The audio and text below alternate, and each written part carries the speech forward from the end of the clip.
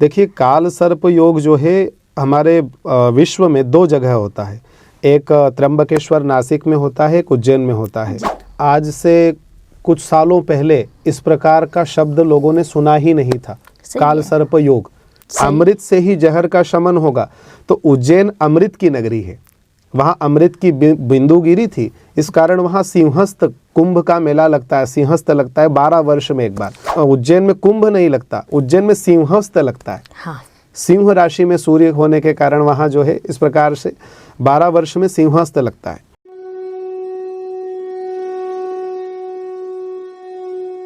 नमस्ते। जीवन में जब बार बार रास्ते अटक जाते हैं, काम होते होते रुक जाते हैं, तब हम सोच में पड़ते हैं कि समस्या क्या है। ज्योतिष शास्त्र इन समस्या पे मार्गदर्शन करता है और कुछ रास्ते होते हैं जिन्हें हम पूजा कहते हैं। पूजा से हमें समाधान मिलता है, हमारी समस्याओं का हल निकालने के रास्ते भी मिलते हैं। लेकिन एक सब हो कहाँ, कब और कैसे? तो श्री ज्योतिष संशोधन केंद्र आपके लिए लेकर आए हैं काल सर्प योग की शास्त्र शुद्ध पूजा। ये पूजा होगी महाकाल नगरी उज्जैन में। उज्जैन के पंडित जी वहाँ हमसे ये पूजा करवाएंगे और इसी सिलसिले में इस पूजा की पूरी जानकारी प्राप्त करने के लिए, पूजा का महत्व, क्यों करना चाहिए, कैसे करना चाहिए, ये पूरी जानकारी देने के लिए आज हमारे यहाँ आए हैं विशेष अतिथि। हम उनका सबसे पहले स्वागत करेंगे। पंडित जी, आपका श्री ज्योतिष संशोधन केंद्र इस चैनल पर तहे दिल से स्वागत है। जय महाकाल। हम तो आपका इंट्रोडक्शन देंगे ही, आपका काम भी मुझे पता है, लेकिन अगर आप खुद अपने बारे में बताते हैं तो बहुत अच्छा रहेगा। आप सभी को जय श्री महाकाल। मैं जो है उज्जैन में ही निवास करता हूँ। मेरा जन्म स्थान उज्जैन का ही है और मैंने जो विद्या अध्ययन किया है वह देवास जिले में बागली तहसील है, वहाँ पर मेरा गुरुकुल में अध्ययन हुआ है। 12 वर्ष तक मैंने कर्मकांड का अध्ययन किया है और मेरे जो दीक्षा गुरु हैं वे चित्रकूट विराजते हैं, परम पूजनीय श्री रामभद्राचार्य जी महाराज मेरे गुरुदेव भगवान हैं। तो मैंने पुराणों का अध्ययन, शास्त्रों का अध्ययन। रामभद्राचार्य जी को आज कौन नहीं पहचानता। जी। तो मेरा दीक्षा जो जिसको वैष्णवी दीक्षा कहते हैं, मैं रामानंदीय परंपरा जो मुझे वहाँ से प्राप्त हुई। तो उज्जैन की जो विशेषताएं हैं, जो उज्जैन में पूजन होती है, वह मैं गुरु कृपा से वहाँ संपन्न कराता हूँ। बहुत बढ़िया, क्योंकि पूजा होना और शास्त्र शुद्ध तरीके से होना, जी, सही जगह पर होना, सही तिथि को होना, ये सारे चीज़ें महत्वपूर्ण होती है। जी। मैं ये जानना चाहूँगी, काल सर्प योग पूजा होती क्या है, उसका महत्व क्या है? काल सर्प योग वास्तव में कोई योग है या ग्रह स्थिति है कि जिसके बारे में भ्रम फैलाए गए हैं? निश्चित रूप से काल सर्प दोष के बारे में हमें जानना चाहिए। कई बार हमारे मन में ये भी प्रश्न रहता है कि आज से कुछ सालों पहले इस प्रकार का शब्द लोगों ने सुना ही नहीं था, काल सर्प योग। क्योंकि स्वयं मैं भी अगर आज से 20 साल पहले का देखूं तो कभी ऐसा सुनने में आता नहीं था। हमने भी जब हमारे सारे ग्रंथ देखे जी, तो हमारे ग्रंथों में ये शब्द नहीं मिला। तो अब इस विषय पर निश्चित रूप से हमें चर्चा करनी चाहिए और जानना चाहिए। देखिए, काल सर्प योग जो है हमारे विश्व में दो जगह होता है। एक त्र्यंबकेश्वर नासिक में होता है, एक उज्जैन में होता है। पर उज्जैन का विशेष महत्व क्या है, इस पर हम आपको बता रहे हैं। कभी कभी क्या होता है कि किसी भी शस्त्र को विफल करना हो तो उससे बड़ा शस्त्र चाहिए। जी। उसी प्रकार काल सर्प, तो जो काल सर्प में काल शब्द है, तो आप जहाँ पूजा कर रहे हैं वो महाकाल है। तो काल पर अगर कोई विजय प्राप्त करेगा तो वो महाकाल ही करेंगे। और काल के बाद आया है सर्प, तो सर्प यानी विष, विष यानी जहर। तो जहर पर विजय प्राप्त होगी अमृत से, अमृत से ही जहर का शमन होगा। तो उज्जैन अमृत की नगरी है, वहाँ अमृत की बिंदु गिरी थी, इस कारण वहाँ सिंहस्थ कुंभ का मेला लगता है, सिंहस्थ लगता है 12 वर्ष में एक बार। तो वहाँ महाकाल भी हैं और वहाँ अमृत भी हैं। तो काल और सर्प की बिंदी जो आपने बोला, अमृत बिंदु, वो मुझे कथा पता है, लेकिन हमारे प्रेक्षक भी सुनना चाहेंगे। श्रीमद् भागवत महापुराण में अष्टम स्कंद, टोटल 12 स्कंद है, उसमें अष्टम स्कंद में समुद्र मंथन की कथा है। और उस समुद्र मंथन में जब 14वां रत्न अमृत निकला था धन्वंतरी जी के द्वारा, तो देवता और राक्षस उसको प्राप्त करने की होड़ में आगे आए कि हमें चाहिए करके। तब उन दोनों में जो विवाद बढ़ा अमृत कलश को लेकर के, उस अमृत के उस कलश से 4 स्थानों पर अमृत गिरा था जी। जिसमें उज्जैन में गिरा था, प्रयागराज में गिरा था, हरिद्वार में गिरा था और नासिक त्र्यंबकेश्वर में गिरा था। तो ये 4 स्थान जहाँ पर 12 वर्ष में कुंभ का मेला लगता है, इसमें सब जगह कुंभ का मेला नहीं लगता। यहाँ उज्जैन में कुंभ नहीं लगता, उज्जैन में सिंहस्थ लगता है। हाँ। सिंह राशि में सूर्य होने के कारण वहाँ जो है इस प्रकार से 12 वर्ष में सिंहस्थ लगता है। तो उज्जैन की इसलिए भी विशेषता है। अच्छा, हम जो काल सर्प दोष की चर्चा कर रहे हैं उसके विषय में मैं ये जरूर कहना चाहूँगा कि पहले शब्द नहीं था, आज कहाँ से आया? तो क्या ये बनाया गया है जी, या कहीं सच में इसका कोई तर्क है? तो जैसा कि मैंने अभी आपको कहा कि मैंने कर्मकांड का विधिवत अध्ययन किया है, तो जब हम नवग्रह पूजा करते हैं तो नवग्रह पूजा में नवग्रह देवता के राइट और लेफ्ट दोनों तरफ देवता बैठते हैं जी। प्रत्येक ग्रह के दाईं और बाईं तरफ देवता बैठते हैं। तो जो राहु नाम का ग्रह है, राहु नाम का जो देवता है, उनके राइट हैंड की तरफ जो है काल पुरुष बैठते हैं, जिसको हम कालाय नमः कहते हैं। कालाय नमः। राहु के राइट हैंड की तरफ काल। और जब केतु का आवाहन करते हैं, मंडल पर केतु की पूजा करते हैं, तो उनके दाहिने हाथ की तरफ राइट हैंड की तरफ सर्प बैठते हैं, सर्प देवता। और काल सर्प योग बनता ही राहु केतु के कारण है। तो राहु और केतु के मध्य सारे ग्रह आने से यह योग बनता है काल सर्प दोष। तो काल सर्प दोष नाम इसलिए ही हुआ हो कि राहु के बगल में काल है और केतु के बगल में सर्प है, दोनों को मिलाया जाए तो काल सर्प योग बनता है। ये उसका मुख्य है। तो पहले नाम नहीं था इसका मतलब ये गलत है, ऐसा नहीं है। कई चीज़ें ऐसी होती है जो समय पर प्रकट होती है, उसका समय पर लोगों को पता चलता है। कई ऐसे स्थान हैं जिनके बारे में लोगों को नहीं पता है, लेकिन जब परमात्मा चाहता है तो वो अपने आप प्रकट करवा देता है। तो निश्चित रूप से कर्म कांड का अगर आप अध्ययन करेंगे तो ये काल सर्प दोष केवल भ्रांति नहीं है, ये तर्क है। काल सर्प दोष ये प्रमाणित है शास्त्रों में। काल सर्प दोष कई प्रकार के होते हैं। काल सर्प दोष जैसा कि आपने सुना होगा कि नाग कई प्रकार के होते हैं, वासुकी, तक्षक, कुलिक, कर्कोटक, पद्म, महापद्म, शेष, अनंत, इस प्रकार के अलग अलग नाग होते हैं। उसी प्रकार अलग अलग भाव और अलग अलग राशियों के अनुसार अलग अलग काल सर्प दोष भी कहे गए हैं। ओके। अभी तक लोगों को यही है कि बस राहु केतु के बीच में सारे ग्रह आ गए तो चलो हो गया काल सर्प दोष। नहीं, ऐसा नहीं है। कभी कभी ये भी देखना बहुत जरूरी होता है कि कौन सा काल सर्प दोष है, क्योंकि सर्प तो अलग अलग है ना, इसलिए उसका आचार्य के द्वारा विश्लेषण ज्योतिष जो जानते हैं, आप जैसा कि मैं आपसे चर्चा कर रहा हूं, तो जब वे आपसे चर्चा करेंगे तो निश्चित रूप से उन्हें ये पता लग जाएगा कि कौन सा काल सर्प दोष है। जी। तो ऐसा उज्जैन में होने का विशेष कारण यही है कि जैसा कि मैंने अभी आपको बताया कि वो अमृत की नगरी है। इसका एक ये भी है कि काल सर्प योग वहाँ होना चाहिए जहाँ त्रिवेणी हो, 3 नदियों का संगम हो, है वो। और वो उज्जैन में है। ओके। उज्जैन में जो जहाँ शनि मंदिर है वहाँ त्रिवेणी संगम भी है, तो वो त्रिवेणी संगम की नगरी है। इसलिए क्षिप्रा के किसी भी तट पर आप काल सर्प दोष का शांति करा सकते हैं। पूजा के बारे में तो हम जानकारी लेंगे, लेकिन उससे पहले थोड़ा पीछे जाते हैं फिर से एक बार। क्या होता है ना कि हमारी संस्था शास्त्र शुद्ध पद्धति से काम के लिए पहचानी जाती है। जी जी। तो काल सर्प योग शुभ होते हैं, अशुभ होते हैं, या सिर्फ अशुभ होते हैं, शुभ नहीं होते? आपका अनुभव क्या कहता है? हमें ऐसा लगता है कि अगर उनको देवता बनाकर पूजा की गई है तो देवता कभी अशुभ नहीं हो सकते। अगर वो अशुभ होते तो क्यों मंत्र में उनको बोला गया? अशुभ का कोई पूजा क्यों करेगा? अशुभ को कोई तिलक क्यों लगाएगा? व्यक्ति गलत नहीं होता, व्यक्ति का स्थान गलत होता है। सही है। जैसे ब्राह्मण वेदों का अध्ययन कर ले, ब्राह्मण गलत नहीं है, पर शराब की दुकान पर बैठेगा तो वो स्थान गलत है। स्थान गलत है। इसलिए कोई सा भी ग्रह खराब नहीं, सारे ग्रह श्रेष्ठ हैं, क्योंकि सारे ग्रहों की हम तिलक चंदन से पूजा कर रहे हैं। तो राहु अगर खराब होता तो देवता नहीं होता, और अगर देवता है तो खराब नहीं है। तो ये महत्वपूर्ण है कि वो बैठा कहाँ है, इससे उसका शुभ और अशुभ फल हमें प्राप्त होता है।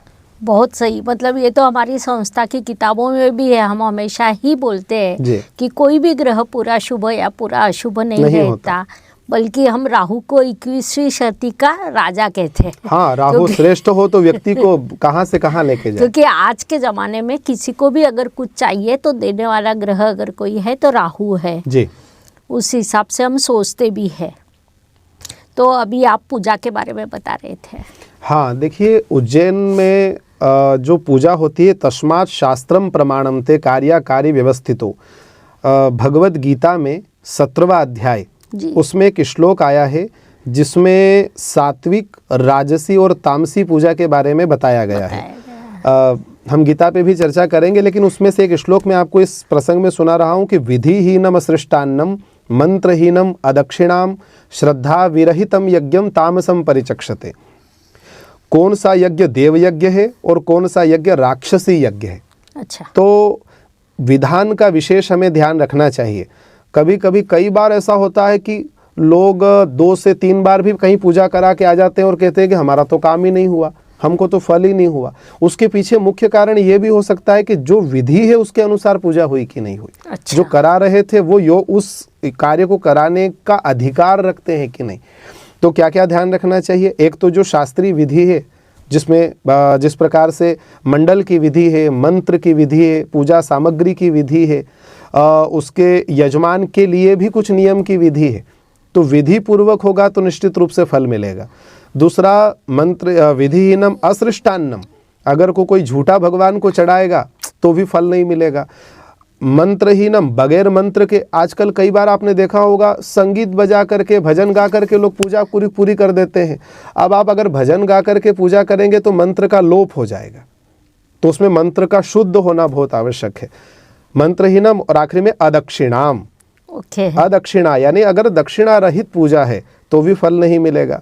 तो इन सारी चीज़ों का हमें ध्यान रखना चाहिए। तो जो काल सर्पदोष की विधि है उसमें मुख्य रूप में नवग्रह का विधिवत पूजन होना चाहिए, उसमें कुल देवी के सहित षोडश मातृका का पूजन होना चाहिए। अच्छा। उसमें जो मैंने बताया कि सर्प के कारण वो दोष बना है, तो वहाँ नाग पूजन हो सके तो वहाँ रजत हो, अथवा जैसी वहाँ की व्यवस्थाएं हो, अगर वो पहले से स्थापित हो तो वैसा भी हम कर सकते हैं, लेकिन रजत के नाग नागिन को ला करके वहाँ पूजन करनी चाहिए। वहाँ इसका विधान है, बाकायदा उनका अभिषेक होता है। अभिषेक के बाद में क्षिप्रा की नदी, क्षिप्रा में उनको विसर्जन किया जाता है। ये काल सर्पदोष की विधि है। और भी बहुत सारे कर्मकांड में विधियां हैं जिनका बहुत विस्तार से बताना अभी संभव नहीं है। वो जब यजमान वहाँ पूजन पे बैठेंगे तब उनको एक एक श्लोक का, एक एक मंत्र का अर्थ बताया जाएगा। अच्छा। क्योंकि अगर हम सारा बताने लगेंगे तो मुझे लगता है कि 1 से 2 घंटा उसी में पूरा हो जाएगा। इसलिए हम बस इतना कहें कि मुख्य रूप में उसमें 3 पूजाएं होती है, नवग्रह पूजा, कुल देवी का पूजन, सर्प पूजन के साथ पितृ पूजन। अच्छा। हाँ, उसमें काल सर्पदोष में चूंकि राहु और केतु कभी कभी मातृपितृ भाव में बैठने के कारण पितृदोष भी बना देते हैं। इस कारण उस पूजा में हम जो है जब पूजा कराते हैं तो पितरों के निमित्त भी नांदी श्राद्ध कराते हैं। अच्छा। नांदी श्राद्ध करने से वो पूजा संपन्न मानी जाती है। नांदी श्राद्ध से तात्पर्य हमारे यहाँ तो जन्म से लेकर मरण तक सब जगह नांदी श्राद्ध होता है। कारण जब हमारे पितृ शरीर त्यागते हैं तो उनकी कर्मानुसार उनका जो मुख होता है शुच्याग्रम, सुई की नोक के बराबर होता है। आप चाहे कितना ही जल पिलाओ, कितना ही भोग लगाओ, वो कुछ भी नहीं पाएंगे।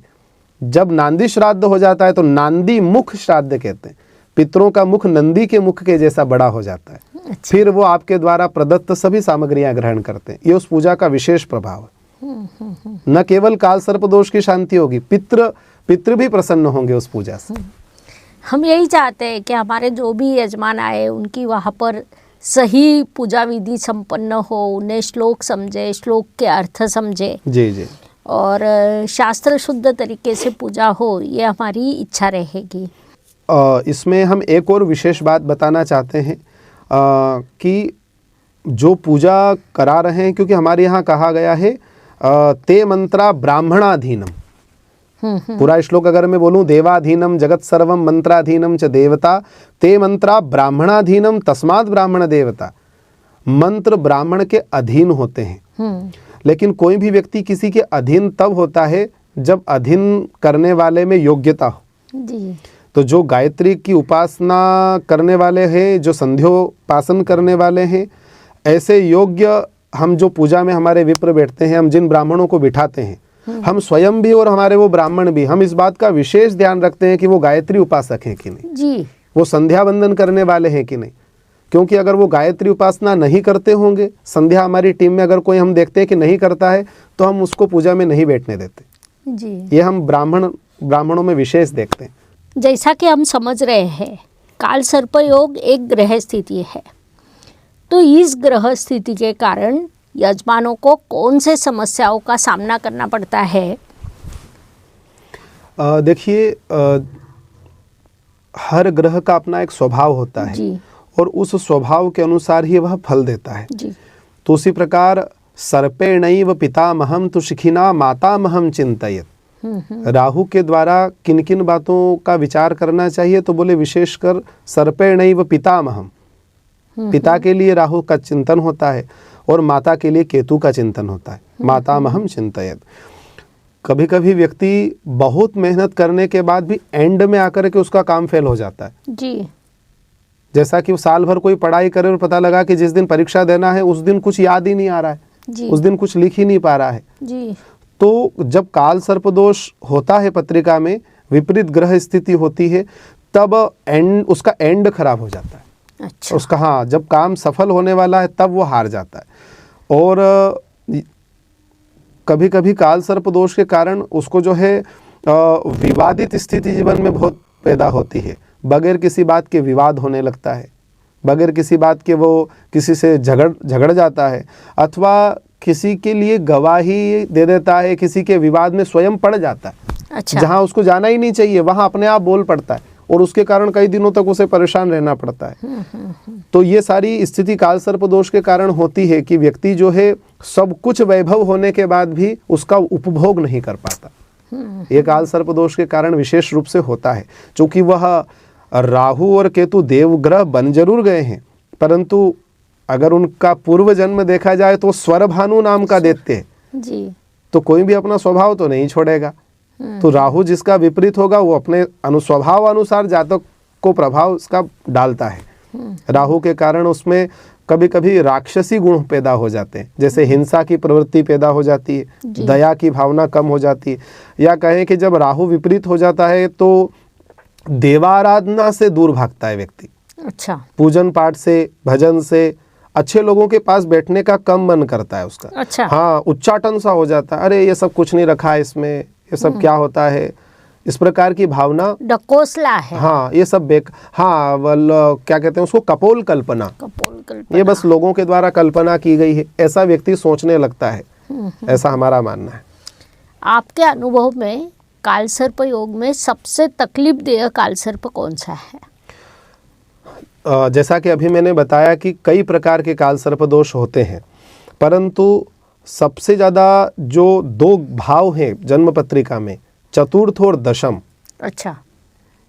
अधिकतर मैंने देखा कि इस प्रकार का जब कोई काल सर्प दोष बनता है तो अगर वो चतुर्थ और दशम में राहु केतु हैं और उनके नीचे सारे ग्रह हैं, क्योंकि चौथा जो घर है, यानाम्बु गेह सुख बंधु चतुष्ट, यानी व्यक्ति जीवन में क्या प्राप्त करना चाहता है, वाहन का सुख, यान, अंबु, गेह, घर का सुख, बंधु बांधवों के साथ रहने का सुख। अगर ना उसको वाहन का सुख है, ना बंधु बांधव का सुख है, ना ही घर में रहने का सुख है, तो मुझे ऐसा लगता है कि चतुर्थ और दशम घर में जब राहु केतु विपरीत योग बनाते हैं तो वो ज़्यादा कष्टकर। दशम व्यापार से देखा जाता है, व्यक्ति व्यापार करेगा, धन आएगा तो अपने आप उलझने खत्म होगी, और जो वही धन वाला स्थान ही दूषित हो गया तो मुझे लगता है वो ज़्यादा खतरनाक होता है। सुख स्थान और धन स्थान दोनों, हाँ, विपरीत जाते हैं। आपके कुछ अनुभव कि पूजा के पहले और पूजा के बाद? जी, एक बात मैं विशेष रूप से आप सभी दर्शकों को भी कहना चाहूँगा। कभी कभी हमारे मन में ये विचार आता है कि जो ग्रह कई लाख किलोमीटर दूर हमसे हैं। अगर हम देखा जाए तो टोटल 7 या 8 अरब जनसंख्या है। तो जो नास्तिकवाद है, जो लोग नहीं मानते किसी ग्रह या किसी पूजा को या किसी मंत्र को, वो ये कह सकते हैं कि वो मंगल नाम का ग्रह जो लाखों किलोमीटर दूर है, क्या वो मेरे को ही परेशान करेगा? क्या वो राहु लाखों किलोमीटर दूर से एक समान रोशनी डाल रहा है, तो क्या मैं ही क्यों परेशान हो रहा हूँ? सब होने चाहिए, दृष्टि तो सब पे, जैसे सूर्य उदय होता है तो प्रकाश तो सबको समान मिलता है। तो ये तर्क आता है कई बार। तो उसमें अगर मैं ये पूछूं कि हमारे शरीर में देखने का काम कौन करता है, तो सामान्य रूप से आप कहेंगे कि आंखें देखती हैं।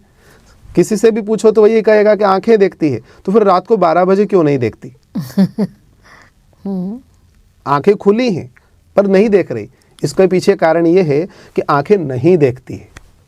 फिर बोले आंखों में बैठे हुए देवता देखते हैं। राइट, जो सीधी आंख है उससे सूर्य देखते हैं, इस वाली आंख से चंद्रमा देखते हैं। रात्रि हो तो चंद्रमा अगर उपस्थित है तो ये वाली आंख देखे। तो इस प्रकार देवता देखते हैं। जैसा कि मरने के बाद भी आंख, कान, नाक, मुंह तो सब होता है, पर जो देख रहा था वो गया। उसी प्रकार हमारे शरीर की जो संरचना हुई है वो ग्रहों के आधार पर हुई है।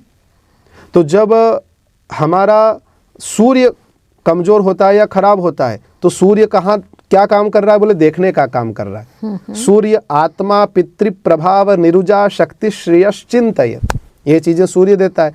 शक्ति सूर्य देता है, चिंतन की शक्ति सूर्य देता है, लक्ष्मी सूर्य देता है, देखने की शक्ति सूर्य देता है। सूर्य ही अगर कमजोर बैठा है तो निश्चित रूप से उस व्यक्ति के शरीर का वह पार्ट कमजोर होगा। सूर्य अगर अष्टम में बैठ गया है, खराब है, तो निश्चित रूप से चश्मा लगा होगा या आंखों की समस्या आ रही होगी, ऐसा होता है।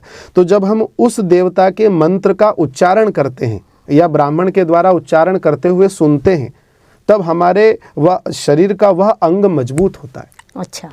और जब मजबूत होता है, जैसे किसी की मानसिक स्थिति खराब है तो उसको करोड़ रुपये दे दो, कोई मतलब नहीं है। और अगर मानसिक स्थिति ठीक है, मन स्थिर है, तो वो अच्छा काम करेगा, अच्छा निर्णय लेगा। तो यही प्रभाव होता है। जहाँ तक मैंने देखा है कि पूजा के बाद में उस ग्रह के मंत्र के जप से उस व्यक्ति की जो शारीरिक स्थिति जो गड़बड़ थी, जो बिगड़ी हुई थी, वो संतुलित होती। पंडित जी, आपने सब काफ़ी अच्छे से समझा दिया। पूजा का महत्व, पूजा के बाद करने का दान, ये सारी चीज़ें हो गई। कुंडली में ग्रह स्थिति, तो आप क्या सोचते हैं ये पूजा कब करवानी चाहिए और किसने करवानी चाहिए? देखिए, महाकाल की नगरी स्वयं सिद्ध है जी। और जैसा कि एक श्लोक आपने सुना ही है कि तदैव लग्नम सुदिनम तदैव ताराबलम चंद्रबलम तदैव विद्याबलम दैवबलम तदैव लक्ष्मी पते तेंघ्रियुगम स्मरामि। जब व्यक्ति भगवान श्री लक्ष्मी नारायण का स्मरण करता है, उमा महेश्वर भगवान का स्मरण करता है, तो तिथि, वार, नक्षत्र, योग, ग्रह, ये सब कुछ अनुकूल हो जाते हैं। तो आप जो हैं कभी, वैसे तो कभी भी आ सकते हैं वहाँ पर, लेकिन मुख्य रूप से सोमवार के दिन अधिकतर वहाँ काल सर्पदोष की शांति होती है, क्योंकि सोमवार भगवान शिव का वार है और उस दिन विशेष रूप से वहाँ पूजन होती है। जी जी। इसमें आप पूरा डिटेल में बता सकते हैं, यजमान वहाँ पर आने पर आप किस तरह से उनकी व्यवस्था करेंगे?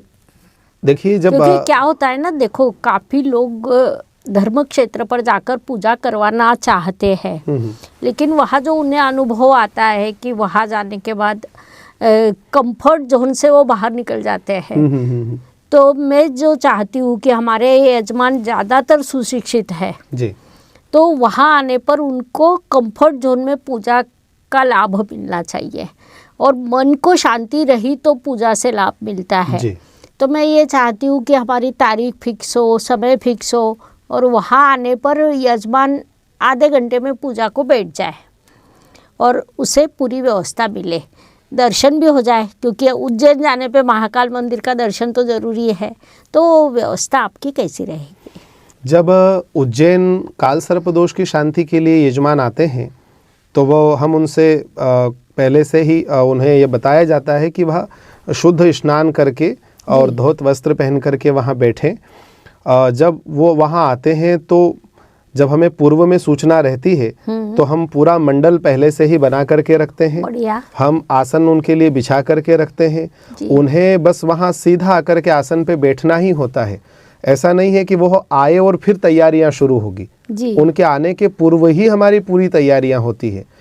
शुरुआत से लेकर पूर्णाहुति यह यज्ञ हवन तक की तैयारी हमारे पूरी होती है। जी। जैसा कि अभी हमने कहा था कि विधान के अनुसार होना चाहिए, तो हम उसमें बिल्कुल समझौता नहीं करते। जो शास्त्रीय विधान है, अब उसमें थोड़ा समय लगता है। लगभग 2 से 2.5 घंटे का समय हमें चाहिए रहता है, जिसमें हम पूरी विधान के साथ हवन सहित पूजा वहाँ होम सहित करा देते हैं। अच्छा। जी। तो अगर यजमान को वहाँ अगर नीचे बैठने में तकलीफ, अगर ऐसा भी कभी कभी होता है कि वो ज़्यादा देर नीचे नहीं बैठते हैं, तो हम बीच में थोड़ा 5 से 10 मिनट का उन्हें ब्रेक भी दे देते हैं। हाँ, और आजकल काफ़ी यजमानों को घुटनों में प्रॉब्लम है। हाँ, तो हमारे यहाँ कहा गया है कि 3 लोगों के लिए नियम बहुत ज़्यादा नहीं रहते हैं। वृद्ध के लिए, रोगी के लिए और बालक के लिए। अच्छा। इन तीनों को वो कहते हैं ना, आपातकाले मर्यादा नास्ति।